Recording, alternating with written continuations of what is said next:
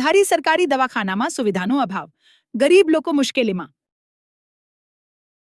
ધારી સ્થાનિક નાગરિકો અને સામાજિક કાર્યકર્તા દ્વારા ધારી સરકારી દવાખાનાની હાલત અંગે ગંભીર પ્રશ્નો ઉઠાવવામાં આવી રહ્યા છે. ધારી તાલુકો 74 ગામડાઓનો મોટો વિસ્તાર ધરાવે છે અને આસપાસની વસ્તી પણ મોટી સંખ્યામાં છે, પરંતુ અહીંની આરોગ્ય સુવિધાઓ અત્યંત નબળી સ્થિતિમાં હોવાનું સ્થાનિકોનું કહેવું છે.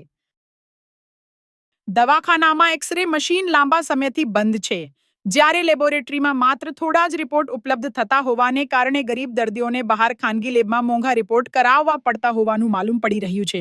ઘણા લોકો આ ખર્ચ ઉઠાવી શકતા નથી, જેથી તેઓ માત્ર દવા લઈને જ પરત જવાનું પસંદ કરે છે.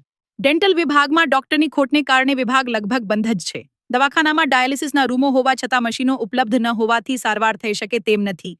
આ સિવાય ઇમરજન્સી સમયે મોટા હોસ્પિટલમાં લઈ જવા માટે સરકારી એમ્બ્યુલન્સ ન હોવાને કારણે દર્દીઓને ખાનગી એમ્બ્યુલન્સ માટે 1200 થી 1400 રૂપિયા સુધી ખર્ચવા પડે છે, જે ગરીબ લોકો માટે અશક્ય બને છે.